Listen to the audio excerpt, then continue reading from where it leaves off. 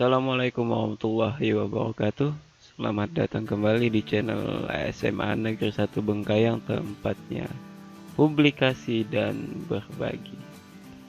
Oke, pada kesempatan kali ini sesuai dengan tampilan depan ini, ketika pertama kali videonya di play, yang terlihat adalah kartu Indonesia Pintar Kuliah. Pada kesempatan kali ini saya akan berbagi tentang bagaimana caranya mendaftar kartu Indonesia Pintar Kuliah, yang mana video ini saya tujukan kepada rekan-rekan guru, rekan-rekan operator, ataupun pada kita semua, terutama untuk adik-adik siswa-siswi yang berada dimanapun di seluruh penjuru tanah air yang ingin melanjutkan ke perguruan tinggi negeri, namun di satu sisi ekonomi memang belum terlalu mendukung untuk ke sana. Jangan putus asa, karena memang pemerintah hadir di sana untuk membantu kita dalam melanjutkan pendidikan kita ke jenjang yang lebih tinggi. Oke. Nah, di sana adalah dia namanya program Indonesia Pintar atau kartu yang dikemas melalui kartu Indonesia Pintar Kuliah. Nah, apa isi kartu Indonesia Pintar selayang pandang atau sekilas? Kartu Indonesia Pintar diartikan dengan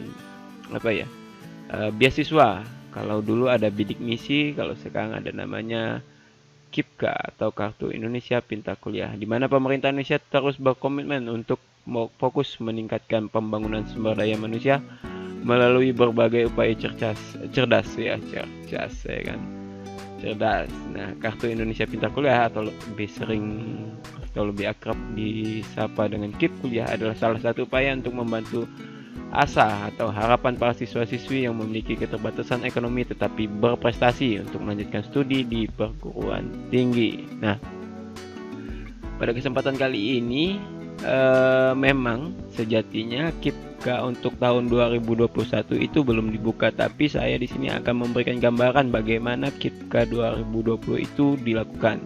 Kebetulan di tahun lalu, di tahun 2020, saya juga membantu salah satu siswa. Nanti akan saya masuk sebagai akunnya. Kita akan lihat. Terima kasih juga kepada Bang Tule yang telah bersedia meminjamkan akunnya untuk dijadikan percontohan kepada adik-adik kelasnya ataupun siswa-siswi di seluruh tanah air yang mungkin sedang menyaksikan video ini, agar dapat mendaftar secara jelas ya, alur dan rangkaian serta apa saja yang perlu disiapkan ketika mendaftar KIPKA. Nah, yang utama ketika kita melihat halaman webnya dapat diakses di kipstripkuliah.kemdikbud.go.id. itu alamat untuk mendaftar KIP kuliah. Nanti di sini ada menu login siswa. Kalau kita klik, tampilannya akan seperti ini. Dia akan minta kode akses dan lain sebagainya. Kemudian kalau belum punya akun, daftar baru. Kita coba daftar baru. Nah, saat ini memang belum dibuka untuk 2021 dan 2020 juga sudah ditutup untuk daftarnya. Jadi tinggal tunggu tanggal mainnya. Tapi paling tidak kita sudah prepare atau sudah bersiap lah untuk apa saja yang disiapkan. Oke, kita kembali ke sini. Segera ya. Nah, apa saja yang paling penting disiapkan adalah pertama, pendaftaran KIP kuliah menggunakan data NISN atau nomor induk siswa nasional. Kemudian NPSN, nomor pokok sekolah nasional yang dapat kalian ketahui dari sekolah kalian masing-masing dimanapun kalian berada. Dan NIK, atau nomor induk kependudukan. Nah, yang harus kalian garis bawahi adalah mohon pastikan NISN, NPSN, dan NIK dari calon peserta KIP kuliah 2021 itu valid sesuai data yang tercatat di Dapodik. Jadi usahakan untuk siswa-siswi kelas 12, mumpung masih ada waktu, segera untuk berkoordinasi ataupun menanyakan informasi NIK-nya kepada pihak sekolah melalui operator sekolahnya, apakah itu sudah sesuai dengan kakakmu agar nanti tidak terjadi masalah ketika kalian mendaftar KIPGA. Itu yang paling penting, karena beberapa kasus yang saya temui memang banyak yang NIK-nya yang tidak valid atau NISN-nya yang tidak sesuai, ya kan. Kalau NPSN rata-rata sih benar, tapi kalau NISN dan NIK itu sering sekali bermasalah. Jadi pastikan mulai saat ini untuk mulai mengupdate informasi ke sekolah tidak masalah. Ditanyakan saja kepada pihak sekolah apakah datanya itu sudah sesuai. Kalau kita bertanya secara baik-baik pasti akan dilayani dengan baik-baik. Karena memang tugas sekolah juga mengayomi atau melayani hal yang terkait dengan pendidikan siswa-siswi yang ada di sekolahnya masing-masing. Itu wajib ya, wajib sebagai abdi negara, sebagai pekerja atau sebagai apapun itu, yang jelas memberikan layanan dengan sepenuh hati. Dengan catatan ketika kita bertanya juga dengan cara yang baik-baik. Oke. Selanjutnya kita akan kenalan dulu secara jauh, lebih jauh lah ya, terkait dengan KIPGA. Di sini kebetulan saya sudah membuka halaman. Siapa saja sih yang berhak untuk mendapatkan KIPGA? Nah, ini ya kan. Syarat untuk mendapatkan KIPGA. Ini informasi awalnya, ini yang tahun lalu ya. Ada undang-undang landasannya, bisa dilihat lah nanti di halaman KIPGA-nya juga ada. Kemudian saya langsung menuju syarat-syaratnya saja. Siapa saja yang berhak mendapatkan penerima KIP kuliah? Yang berhak menerima KIP kuliah adalah penerima KIP kuliah adalah siswa SMA, SMK atau sederajat yang akan lulus pada tahun berjalan atau lulus 2 tahun sebelumnya, ya kan? Lulus 2 tahun sebelumnya. Artinya ketika tahun ini kan tahun pelajaran 2020-2021. Jikalau masih ada kakak kelasnya atau alumni yang lulus di tahun 2019-2020 ataupun 2018-2019 itu masih bisa mendaftar KIPGA. Nah, itu diperbolehkan. Apalagi kalian yang saat ini duduk di kelas 12 itu juga sangat diperbolehkan. Kemudian syarat kedua itu adalah memiliki potensi akademik baik, tetapi memiliki keterbatasan ekonomi yang didukung dengan bukti dokumen yang sah. Biasanya kalau yang lebih kuat lagi memang dia mungkin penerima PKH, atau mungkin dia penerima KKS, kartu keluarga sejahtera. Kalau PKH tadi program keluarga harapan, atau di masa sekolahnya dia mendapatkan PIP, ya itu salah satu bukti dokumen yang sah. Bagaimana kalau tidak menerima itu? Tetap bisa mengajukan. Nanti akan ada diminta data-data untuk menunjang sebagai bukti apakah kalian itu berhak untuk menerima atau tidak. Sekali lagi kita baca dengan penekanan bahwa memiliki potensi akademik baik ya, potensi akademik baik. Jadi kalau memang merasa mampu, kemampuannya secara pengetahuannya mampu, tapi memiliki keterbatasan ekonomi, silahkan. Tapi bagaimana kalau keterbatasan, kalau ekonominya berlebih-lebih? Ya saya pikir juga tanda kutip malu lah ya untuk mendapatkan KIPGA, karena kan masih ada yang lebih berhak ya, dalam tanda kutip. Tapi kalau memang mau coba ya tidak ada yang melarang sih ya. Tapi karena nanti juga akan diminta bukti-bukti bahwa dia memang memiliki keterbatasan ekonomi. Nanti lebih jauh kita akan lihat detailnya seperti apa sih salah satu contoh orang yang atau data yang diminta terkait dengan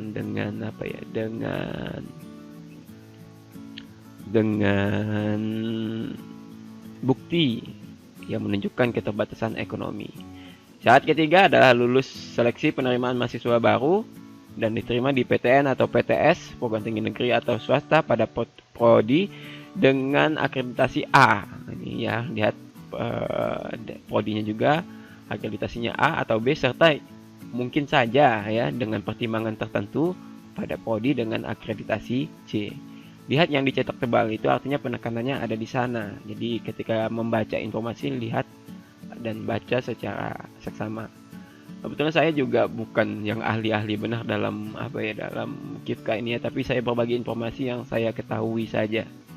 Oke, selanjutnya persyaratan penerima KIP kuliah, keterbatasan ekonomi dibuktikan dengan kepemilikan program bantuan pendidikan nasional dalam bentuk kartu Indonesia Pintar atau berasal dari keluarga peserta program Keluarga Harapan, keluarga pemegang kartu Keluarga Sejahtera, serta mahasiswa dari panti sosial atau panti asuhan. Ini ya, yang tadi saya bilang KIP, PKH, atau KKS. Itu bukti dokumen untuk menunjukkan keterbatasan ekonomi. Nah, bagaimana kasusnya jikalau tidak mempunyai ketiga kartu ini? Nah, dalam hal mahasiswa belum memiliki KIP atau orang tua wali belum memiliki KKS, maka dapat tetap mendaftar. Jadi jangan takut, tetap bisa mendaftar untuk mendapatkan KIP kuliah. Asalkan memenuhi persyaratan tidak mampu secara ekonomi sesuai dengan ketentuan yang dibuktikan dengan pendapatan kotor gabungan orang tua atau wali sebesar 4 juta rupiah. Artinya misalnya mamanya kerja, bapaknya kerja, tapi penghasilannya itu anggaplah 2 juta. Bapaknya, ibunya 1.500.000, 3,5 juta. Itu bisa untuk mendaftar, karena nanti ada diminta. Atau pendapatan kotor gabungan orang tua wali dibagi jumlah anggota keluarga maksimal, itu sama dengan 750.000 rupiah, ya kan. Contoh lagi, misalnya tadi mamanya dapat penghasilan 1.500.000 per bulannya, kemudian bapaknya dapat penghasilan 2 juta, 3,5 juta, tapi saudaranya mungkin ada 7, ya kan. Jadi 3.500.000 dibagi 7 orang mungkin 500.000, di bawah 750.000. Apakah itu diperkenankan mendaftar?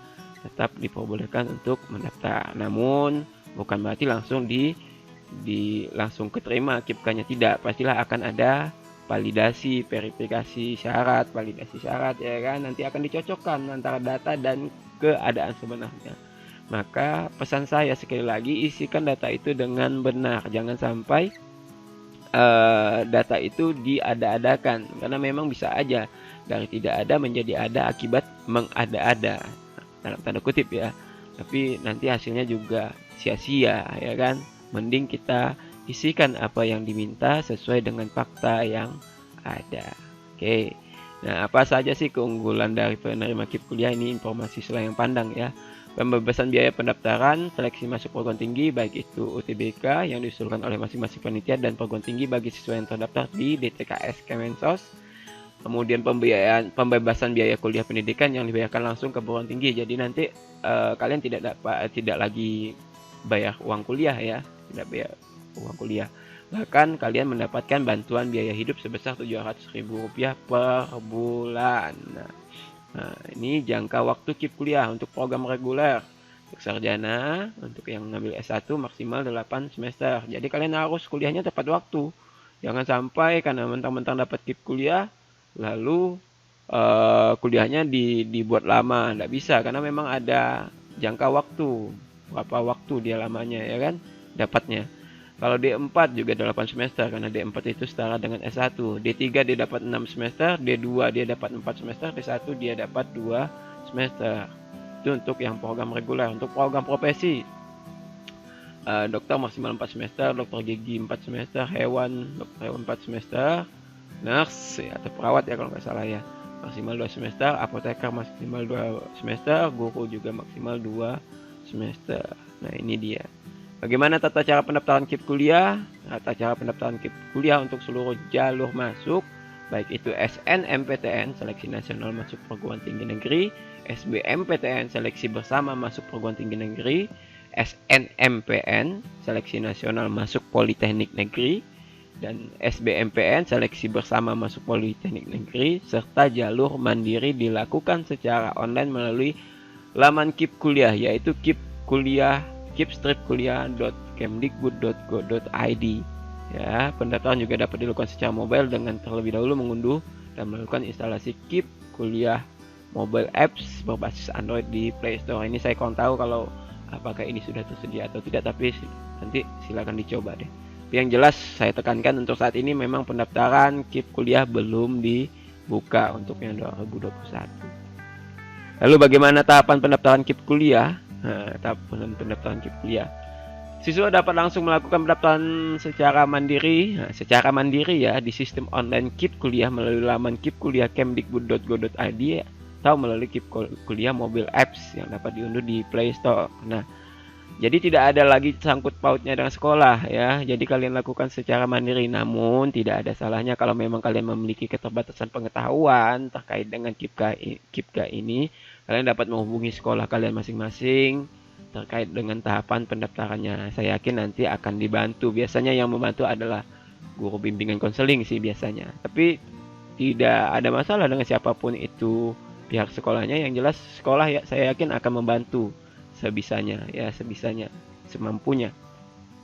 Nah, kedua, pada saat pendaftaran siswa memasukkan NIK, NISN, NPSN dan alamat email yang aktif. Ini juga pastikan NIK, NISN-nya serta NPSN itu valid di Dapodik atau mungkin yang di Kemenak, yang sekolah yang berada di bawah naungan Departemen Agama itu di EMIS ya. Jadi pastikan itu valid.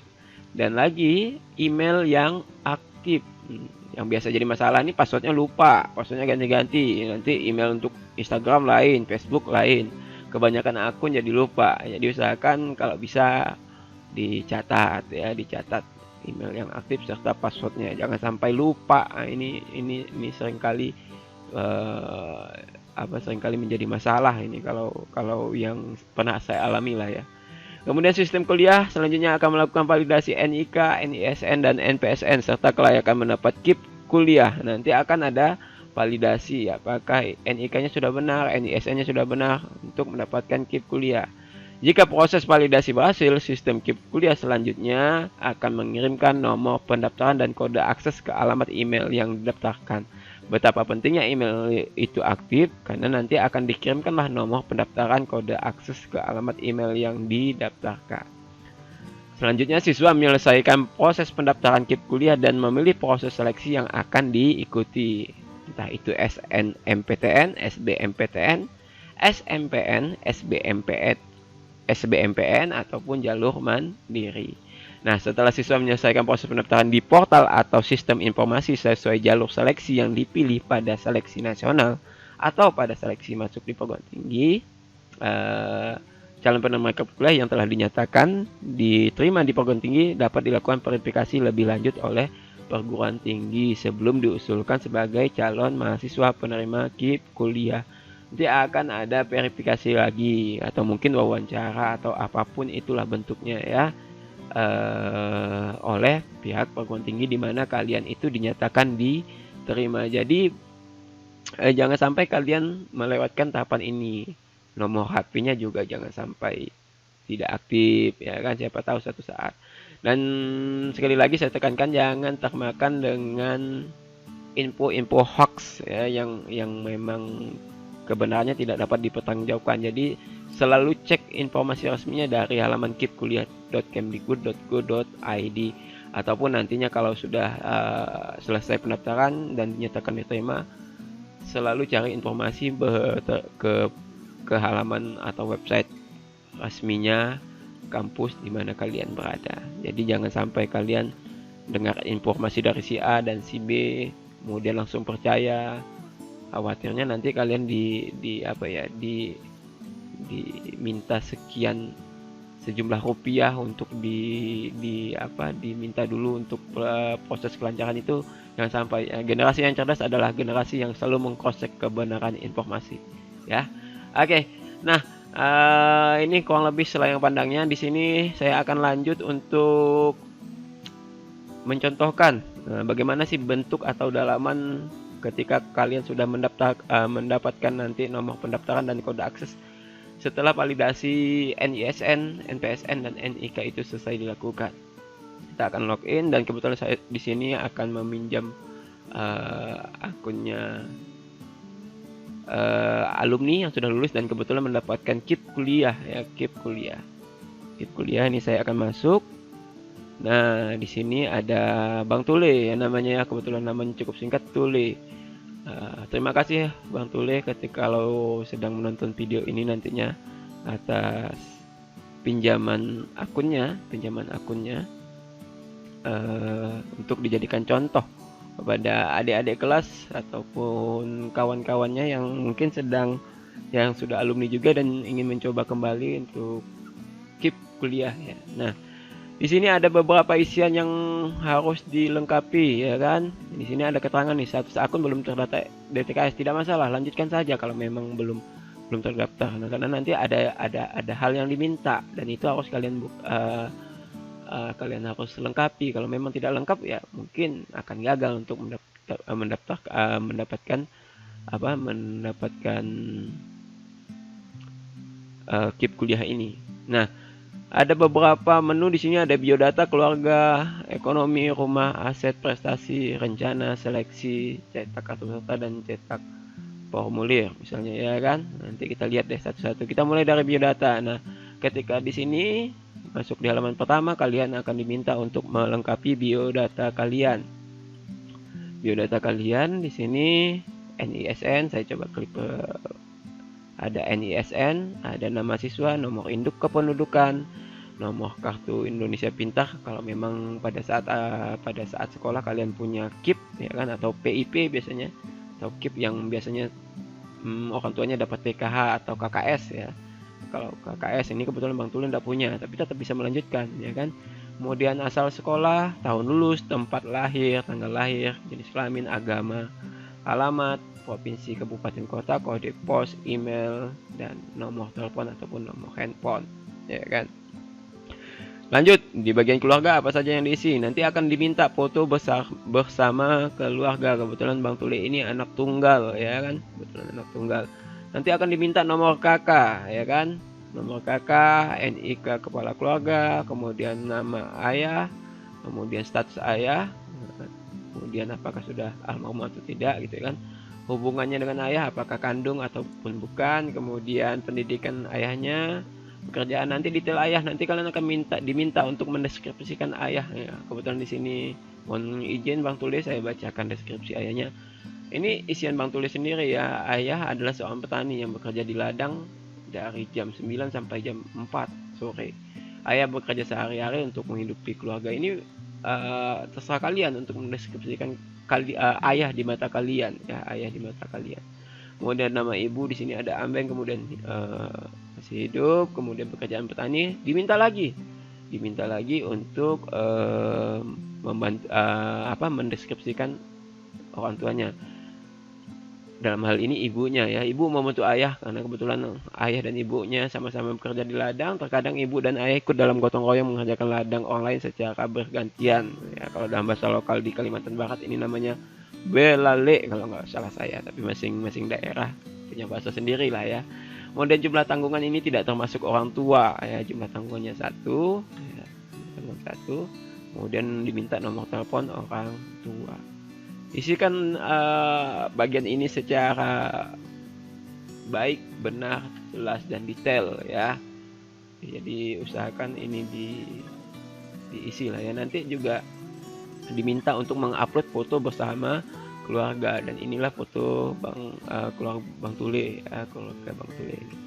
Kemudian di sisi ekonomi, nah di sisi ekonomi nanti diminta pekerjaan ayah, penghasilan ayah, kemudian pekerjaan ibu, penghasilan ibu, total hutang, adakah hutang, bahkan hutang juga ditanyakan.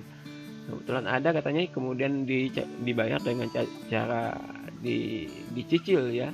Kemudian piutang itu mungkin orang yang berutang kepada kita ya. Kemudian apakah ada tabungan, kita cek dulu di perbaharui ekonomi. Nah ini dia alasan pengajuan koreksi data ini kalau memang kita ada pembaruan data. Ini nanti ada opsi-opsinya nih, silakan kalian isi ya. Kemudian ada dokumen pendukung ekonomi ya, nanti akan ada diminta kalau memang mungkin bisa aja KIP-nya di upload atau mungkin apalah itu ya. Nanti mungkin di detail di 2021 ini akan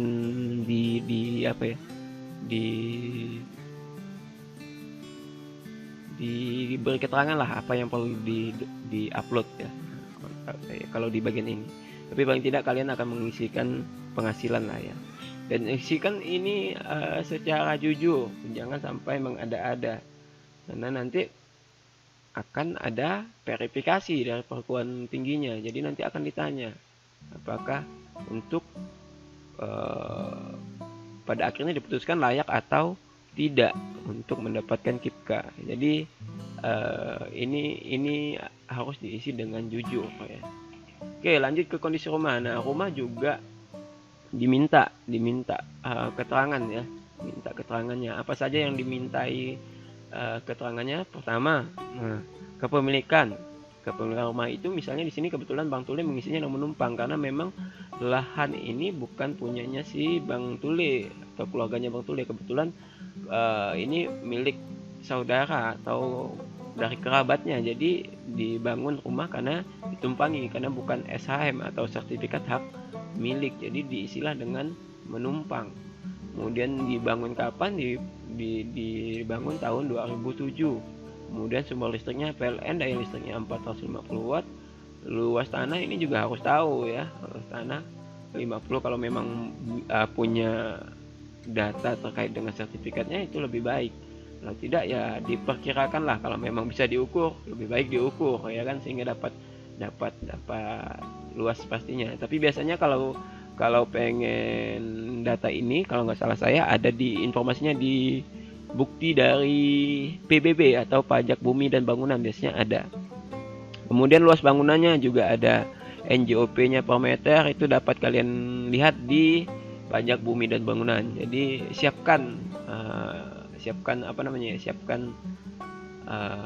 data tersebut. Jadi nanti ketika saat mengisi kalian tidak lagi kelabakan, ya kan. Kemudian atapnya ditanya, ya kan, atapnya itu terbuat dari apa? Kebetulan di sini Bang Tule mengisinya dengan asbes atau seng. Lantainya ditanya lagi apakah keramik atau papan kayu atau apa. Kebetulan di sini seperti kondisi yang kita lihat, lantainya adalah semen plaster. Temboknya kebetulan di sini ada kayu karena memang tidak, kalau dari depan memang nampak rumah Bang Tuli ini udah batako ya atau semen plaster ya, tapi di dalam rumahnya itu masih ada bagian yang kayu sehingga Bang Tuli mengisinya pakai kayu. Yang jelas sisihkan dengan keadaan realnya, jangan sampai kalian itu mengada-ada. MCK. Nah, MCK di sini berbagi pakai karena Bang Tuli ini tinggal di wilayah yang spesial lah ya, di wilayah yang spesial di mana MCK-nya juga masih tidak menyatu dengan rumah tetapi berbagi pakai dengan tetangga-tetangganya. Jadi ada satu MCK lah yang dipakai bersama-sama. Nah, ini saya pikir layak lah untuk sangat untuk dapat KIP ya. Dan sudah jarang sekali kita temukan MCK itu selain MCK umum ya, kalau rumah masing-masing itu tidak menyatu. Jadi sangat layak lah. Mudah-mudahan kehidupan Bang Tulis setelah ini juga kehidupan ekonominya semakin membaik ya. Seiring kuliahnya Bang Tule ini dapat meningkatkan taraf hidup keluarganya lah ya. Oke. Kemudian sungai, sumber airnya ini kebetulan Bang Tule mengisi sungai atau mata air. Kalau memang kalian pakai PDAM ya tulis PDAM dan lain sebagainya. Kemudian jarak dari pusat kota itu katanya kurang lebih 70 kilo. Jarak dari pusat kota kabupaten aja 70 kilo, memang jauh. Kebetulan Bang Tule ini masuk ke SMA 1 Bengkayang ini pada saat belum berlakunya sistem zonasi sehingga masih keterima. Kemudian jumlah orang tinggal di dalamnya ada 3 orang kata Bang Tule. Oke. Ini jadi data-data seperti ini, nanti fotonya juga harus real. Perlu saya tekankan juga jangan sampai data ini memanipulasi ya, karena saya tidak bosan-bosannya kalau sesuatu diawali dengan tidak baik maka hasilnya juga tidak akan baik pula. Maka lebih baik sesuatunya diawali dengan hal-hal yang baik agar hasilnya juga baik. Toh kalaupun nanti pada akhirnya tidak keterima, siapa tahu di tengah perjalanan masih ada beasiswa yang lain ya kan. Jadi jangan berkecil hati. Namanya rezeki kita sudah tidak tahu ya, Tuhan yang mengatur semuanya. Yang jelas kita isikan data yang diminta dengan sejujur-jujurnya. Kemudian aset kebetulan yang ditambahkan di sini. Bang Tule punya handphone atau dengan jenis alat komunikasi, mereknya juga diminta loh, detail ya. Jadi kalian usahakan tahu merek handphone kalian itu ya. Kemudian berfungsi atau tidaknya juga ditanyakan, harga beli ditanya ya kan. Kalian harus ingat juga belinya berapa, apakah second atau tidak. Kemudian didapatnya barang itu apakah dengan cara tunai ataupun cara pembelian secara kredit mungkin ya kan. Nah, nanti dapat dilihat lah ya. Kemudian harga jual kira-kira berapa ya, nanti kalian lihatlah pasar di Google tuh ya, dijual harga itu pasarannya berapa, atau cari informasi lah ya. Kemudian motornya ya kan, Bang katanya punya motor sebagai alat transportasi dengan merek, ya itulah kalian baca sendiri lah ya nanti. Honda ya, mudah-mudahan ini tidak, mudah-mudahan juga sponsor bisa masuk ini, kita sebutkan mereknya ini ya kan. Kondisinya bagaimana, kurang baik berfungsinya mungkin ya, apa ya, sebenarnya kurang layak lah ya, mungkin kurang sana sininya, tapi mudah-mudahan tetap bisa digunakan secara normal untuk transportasi, dan yang jelas mudah-mudahan tetap aman kendaraan atau transportasinya ini digunakan. Itu dari sisi aset. Kemudian prestasi kebetulan di sini Bang Tuli tidak mengisikan karena memang option bisa saja diisikan ataupun tidak. Ini misalnya saya tambah prestasinya. Ini misalnya ada kegiatan apa, minimal yang dihargai itu adalah tingkat kabupaten, karena memang udah ada pilihannya di sini. Kebetulan Bang Tuli tidak punya yang tingkat kabupaten katanya. Kalau tingkat sekolah banyak Pak katanya kan, jadi tidak bisa diisi karena memang nanti kalau kita isikan yang sekolah tapi kita pilih kabupaten, nanti kan dilihat karena ini minta nanti sertifikatnya tingkatnya apa, nanti dicocokkan tidak sesuai, nanti udah berbohong, pasti udah kita diskualifikasi lah ibaratnya kalau pertandingan bola itu ya. Jadi jangan sampai berbohong lah ya kan. Jadi jenis kegiatannya juga bisa itu individual atau kelompok atau tim. Mungkin dari kawan-kawan ada yang atlet bola, itu kan tim tuh ya. Bisa dipilih tim, kemudian tingkatnya apa, apakah hanya sampai di kabupaten, kemudian provinsi, atau mungkin bahkan internasional ya kan. Semakin tinggi prestasinya mungkin semakin besar pulangnya untuk mendapatkan KIPGA. Tapi ekonominya tidak mampu ya kan. Sesuai dengan pedoman KIPGA, membantu siswa yang berprestasi secara akademik tapi tidak tidak mempunyai keterbatasan secara ekonomi. Kemudian rencana, bahkan untuk kuliahnya juga rencananya seperti apa nanti juga ditanyakan. Rencana tinggal nantinya bagaimana katanya kan, kos ataupun sewa kata Bang Tuli. Rencananya kan bawa rencana, siapa tahu ada asrama kampus yang mungkin bisa dimanfaatkan, bisa saja nantinya. Kemudian dukungan ya didukung ya untuk kuliah ya kan. Kemudian transportasi asal dari menggunakan jalur apa, jalur darat. Transportasi hariannya juga jalur darat nantinya. Kemudian biaya transportasi yang di sini dimaksud transportasinya selama kuliah lah nantinya ya. Menghabiskan dana berapa? Anggaplah dia naik bis nantinya, karena memang Bang Tuli tidak mempunyai sepeda motornya digunakan oleh orang tuanya untuk bekerja. Kalau lebih 10.000 katanya PP mungkin diperkirakan seperti itu. Jadi nanti kalian cari tahu dulu berapa biaya transport yang dikeluarkan untuk perharinya. Kemudian seleksi. Nah, di sini seleksi ada 3 step lagi, ada seleksi LTMPT, ada seleksi politeknik, ada seleksi mandiri. Seleksi LTMPT juga ada yang SN, ada SB. Kebetulan Bang Tuli di sini mengikuti jalur SN dan lolosnya lewat jalur SN. Ya kan? Kemudian nanti tinggal kalian sesuaikan nanti ketika mendaftar, apakah kalian lewat UTBK, nanti dibuka nanti ya kan, ada waktunya di sini, nanti kalian update saja di sini ya kan. Kemudian seleksi politeknik, kemudian di sini nanti akan ada pemberitahuan lebih lanjut lah ya, nanti kalian membaca lagi, ataukah seleksi mandiri, apakah itu perguruan tinggi ataupun perguruan tinggi swasta. Jadi jangan takut ya untuk kalian yang mendaftar di swasta. Mungkin saja di kampus tersebut juga ada fasilitas, atau bukan fasilitas ya, kalau kita ngomong fitur itu kayaknya handphone ya, tapi program KIPGA lah, lebih tepatnya program KIPGA di kampus swasta tersebut. Ini nanti cari tahu saja. Nah, setelah selesai nanti kalian akan cetak kartu peserta. Kartu peserta bentuknya akan seperti ini kalau lebihnya. Kita buka.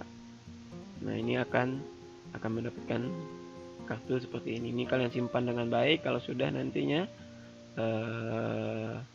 jangan sampai hilang dan lain sebagainya ya. Simpan dengan baik-baik dokumennya. Kemudian cetak formulir ini coba kita klik. Apa isinya? Nah, ini dia. Ini adalah daftar isian kalian ya, yang telah kalian isi ya, data pribadi dan lain sebagainya. Nanti juga dapat kalian print ketika halaman KIP ini sudah dibuka untuk yang 2021. Oke, mungkin itu yang harus kalian siapkan. Jadi tab by tabnya tadi sudah saya bukakan. Kemudian apa saja yang harus kalian persiapkan. Mungkin banyak juga yang belum jelas. Nanti kalian juga dapat tanyakan di kolom komentar. Yang saya ketahui dapat saya jawab. Tapi kalau memang tidak bisa saya jawab, nanti juga saya akan tanyakan kepada pihak yang lebih tahu daripada saya ya. Tapi yang jelas sama-sama lah kita mengakses halaman ini untuk update informasinya. Jangan takut lah ya. Sekarang dunia ada di genggaman kalian semua.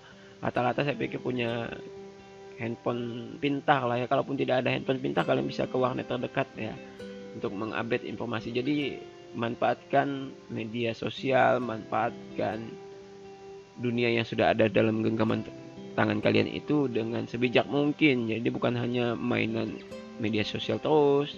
Siapa tahu ada informasi terkait dengan beasiswa pendidikan dan sebagainya, kalian cari aja ya kan. Jangan malas untuk mencari informasi terkait dunia pendidikan. Dan mudah-mudahan itu membantu kalian dalam menuju karir atau masa depan yang lebih baik ataupun masa depan yang lebih gemilang. Oke, saya mungkin itu yang dapat saya sampaikan pada kesempatan kali ini terkait dengan informasi KIP kuliah. Saya mungkin akan memberinya judul sebagai KIP kuliah 2021, namun isinya mungkin KIP kuliah 2020. Tujuan saya apa? Tujuan saya adalah agar kalian punya bayangan bagaimana KIP kuliah 2021 akan dilaksanakan. Jadi tidaklah kosong benar. Jadi apa saja berhak atau tidak menurut kalian dapat mengukur diri kalian sendiri, diskusikan juga kepada orang tua, dapat juga berdiskusi kepada kakak kelasnya mungkin yang pernah dapat bagaimana tips dan triknya. Tapi inilah yang pernah saya lakukan dan inilah yang dapat saya dan Bang Tule mungkin bagikan lewat akunnya tadi. Mudah-mudahan kalian dapat untuk yang mendaftar dapat KIP kuliah. Yang belum dapat juga jangan berkecil hati. Mudah-mudahan di tengah perjalanan nanti beasiswa juga ada ya. Biasanya beasiswa dari pihak swasta juga banyak kok. Yang penting tingkatkan kualitas dirimu. Otomatis ya, bukan otomatis ya, nanti saya yakinlah akan ada jalannya ya. Sesuai dengan peribahasa katanya banyak jalan menuju Roma. Jadi banyak jalan untuk menuju kesuksesan. Nikmati prosesnya ya, dan jangan pernah untuk berputus asa ya kan. Sedikit bercerita bahwa ketika saya kuliah juga dulu saya juga bukan dapat beasiswa ya, namun ya untuk menuju kuliah juga perjuangannya tidak mudah. Saya bahkan juga jualan di kaki lima, makan seadanya itu hal biasa. Jelas niat dan tekad itu harus bulat untuk memperbaiki diri kita, minimal untuk memperluas wawasan kita lah ya, ya, untuk menuju masa depan yang lebih baik lagi. Tidak bosan-bosannya saya bilang masa depan yang lebih baik ya kan. Oke. Sebelum saya closing, sebelum saya tutup video ini, teman saya berkata pernah, kebetulan beliau adalah seorang orang yang senang naik gunung lah ya. Dia berbicara, katanya puncak bukanlah tujuan utama. Kembali ke rumah dengan selamat itu adalah hal yang paling utama. Dan lebih dari itu, setiap langkah adalah keindahan. Demikian yang dapat saya sampaikan pada kesempatan kali ini. Sampai jumpa di video berikutnya. Terakhir, jangan lupa sehat, jangan lupa bahagia. Assalamualaikum warahmatullahi wabarakatuh.